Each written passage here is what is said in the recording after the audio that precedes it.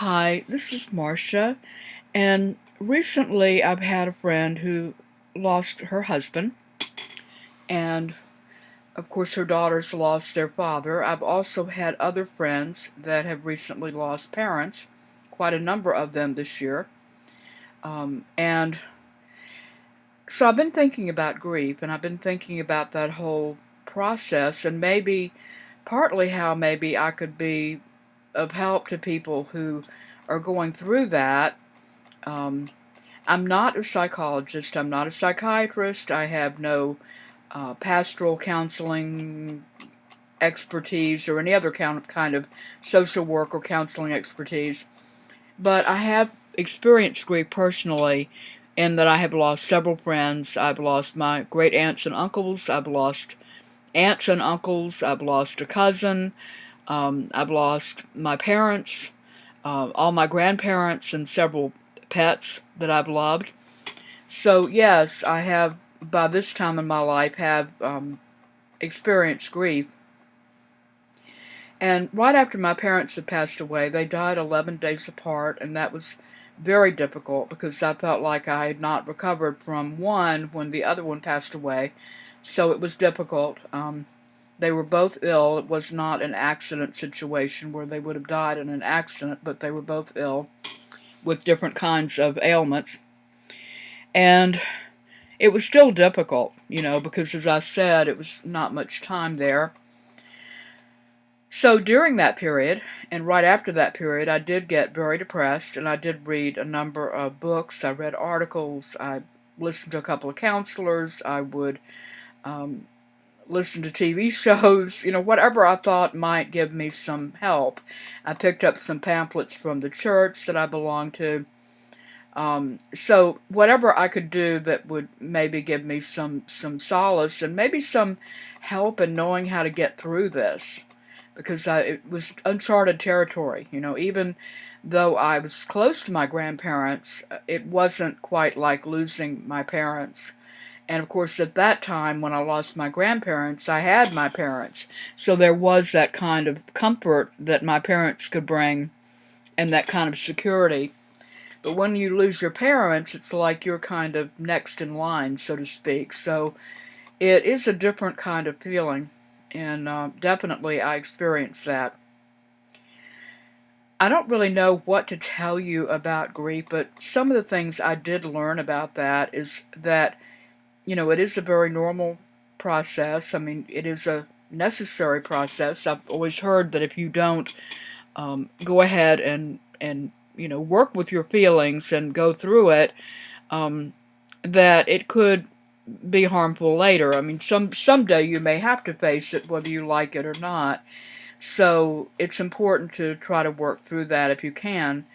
And if you need help, by all means, seek out some form of counseling, whether that is specifically a grief counselor or, a psychologist or a social worker or a pastor or even a close friend. Just to have someone to talk to may be very beneficial.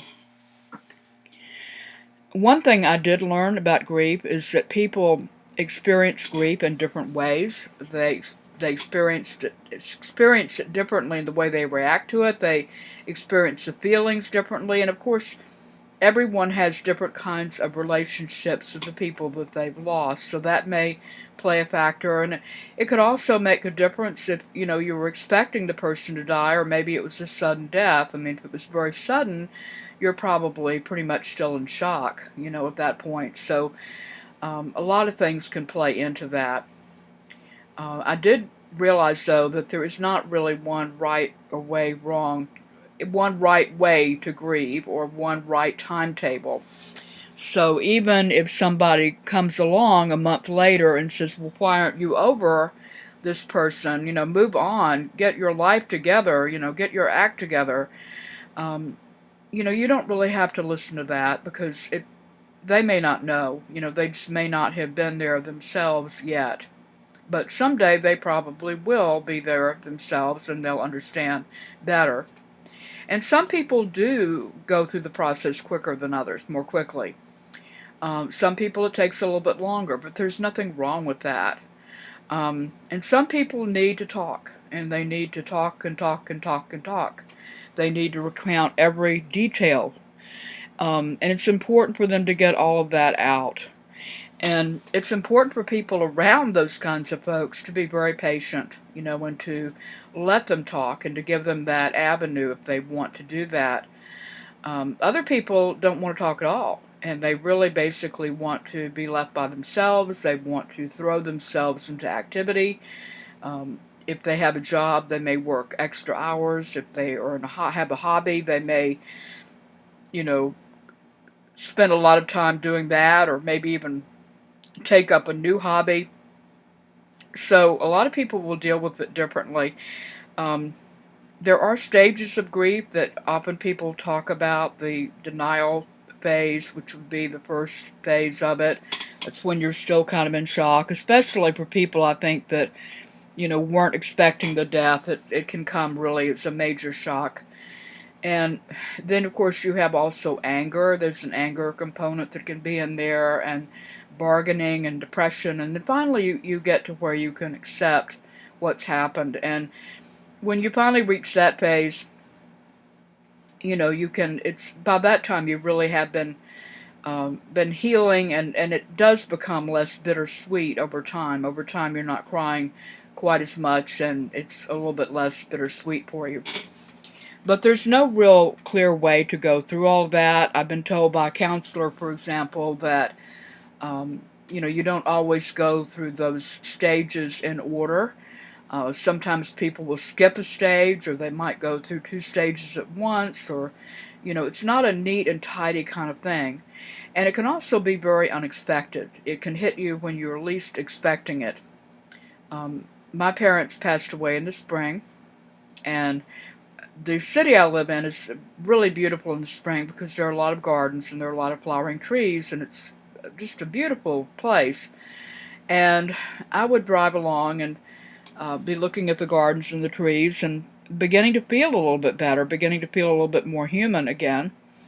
And all of a sudden I would think of something, or I might hear a song on the radio, and then I would have tears running down my face. So, be prepared for that. It will come over you and crash over you like a wave sometimes. And I did have a friend who lost his wife, and he and his family were expecting the next Christmas after she passed to be very difficult. And it really wasn't. I think they had kind of braced for that. They had prepared mentally and emotionally for that. And when it wasn't as bad as they thought, then they thought, well, good, we made it through. The next Christmas should be even better because we're going to be a little bit further down the road with the grief. And so when the next Christmas came around, it was actually a little bit harder on them. But always have hope, because there is a light at the end of the tunnel. My only concern, I guess, and as I said, I am a lay person, but if you do find yourself, getting really stuck in the grief and you just simply can't function, please do get help. I mean, go see a counselor or some qualified professional to help you. And if you find yourself getting involved in some form of substance abuse or some self-destructive kind of behavior, if you get really depressed and you just want to just sit there and, be self-destructive, don't do that. I mean, please go get help, because life is to be lived, and, hopefully that will help you. I did go to a lecture one time at my church about grief and the holidays. And with the holidays coming up, I just wanted to mention that one of the things that they had talked about in this lecture, and the man that was giving the lecture was a very kind person. His mother had had Alzheimer's, and my mother had had Alzheimer's, so I immediately felt a kinship with him. And at the point that I went to the lecture, my mother was still living, but she was, pretty middle stage Alzheimer's at that point, middle to late stages. And, I was definitely grieving at that point, because when you have someone with a chronic or a continuing illness like that, a very terminal illness, or an illness that where you really it's just going to be downhill basically. Um, it's very difficult because you are saying goodbye a little bit at a time. When someone has something like Alzheimer's, so it's very hard.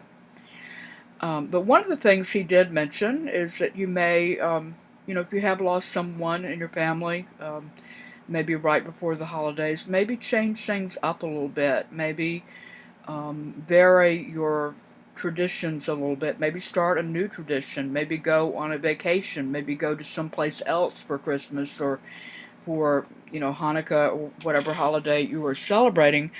And that way you could maybe that would help a little bit with that. It wouldn't. But please do whatever you do. Always be good to yourself. Eat healthy. Keep a routine. Get some exercise. Don't stress out. Try not to take the world on your shoulders during this period, but realize that grief itself can stress you out. So just try to be kind to yourself. So I hope this will help people. I certainly, am thinking and praying for my friends who have lost people and for everyone who has, because I know that there are many broken-hearted people out there. But God does heal broken hearts, and I believe with all my heart that you will somehow, in some way, get better, and that there is hope. So, thank you for listening. Bye.